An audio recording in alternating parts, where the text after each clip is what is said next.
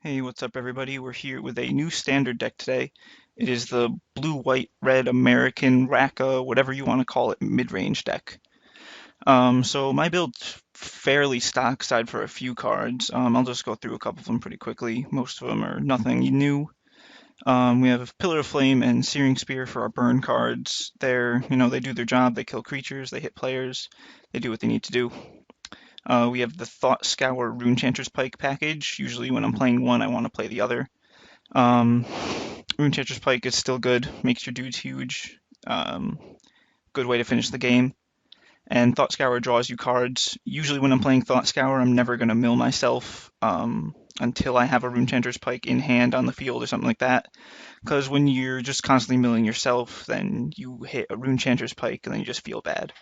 Um, it also applies because of a lot of the control decks that are using mill very aggressively. We also have Azorius Charm and Is It Charm. For Azorius Charms, just because it's never dead. It's probably my favorite charm. It'll always do something, and if it's gonna do nothing, it's gonna replace itself with a new card. It's offensive, defensive. It's just great. Is It Charm? If you guys have seen my earlier videos of the blue-red gutter snipe, um, I didn't like it in the beginning, but it's proven itself to be useful. I think it's less useful in this deck, but maybe I'm wrong. I'd say it's consistently mediocre is the best way to describe it, but it's always does its job, and it's in that 2 of position in this deck. Just because it does its job, and I can't justify completely removing it. Augur of Bolas I've talked about before as well. The 1/3 body is great, keeps the aggressive strategies off me. Um, it carries a Runechanter's Pike just fine, and it always gets me an instant or sorcery, or most of the time it gets me an instant or sorcery card. Less so in this deck than in the Gutter Snipe deck. And Snapcaster Mage is great. I don't really need to talk about him, though. I mean, he's just pure value. You're always buying back a card with him. He attacks, he blocks, he does everything. Counterflux is really good in this deck. It's counter spells that can't be countered. Very good against the control decks. Um, this is one of the few decks that can actually play it. Uh, a lot of people don't expect it. It's just really good. That's why we have more in the sideboard. Dissipate is just kind of the go-to counter spell in the format, I think. It always does its job. Counter spells, exiles them so they can't be bought back with Snapcaster or anything like that. Detention Sphere is great for getting rid of planeswalkers or any other pesky permanents that our burn and Azorius Charms can't get rid of.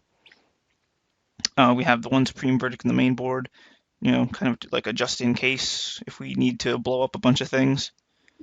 Restoration Angel is awesome, gets the beats in, comes in at instant speed, it blocks, flies, and if you're flashing Augur of Bolas and Snapcaster Mage, that's just pure value, and it's great. I think the one weird card in the deck, last but not least, is Lone Revenant. Honestly, he was just a compromise because Thundermaw Hellkites are friggin' expensive, and I wasn't gonna just shell out the money for them, but Lone Revenant's actually a card that has proven me very well. I used to play him in an old Grixis control deck a while back, and it's kind of just like a pet card for me. And if I can play him, I'll always play him. So he's here. Just a quick thing in the lands, we have one of each tech land. And people have seen Desolate Lighthouse and Moorland Haunt do work, but Slayer's Stronghold is one that hasn't seen a lot of play.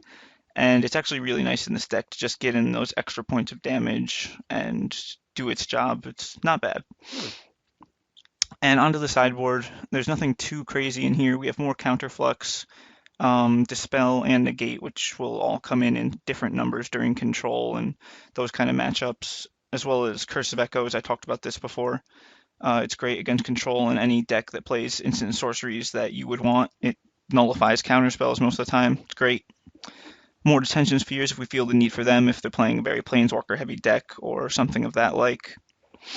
Divine Deflection is one card that I would look forward to trying out because I think it's a real sleeper in the format. Not a lot of people will see it coming, and it can just get you a win out of nowhere.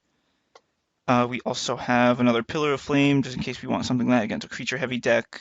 Purify the Grave to exile some cards just for a little value. Rest in Peace, kind of the same as Purify the Grave, but even bigger. Really good against Reanimator and that kind of thing. and more Supreme Verdicts if we're against the hyper-aggressive decks like Mono Red. So that's pretty much the deck, and we are going to try playing some games with it.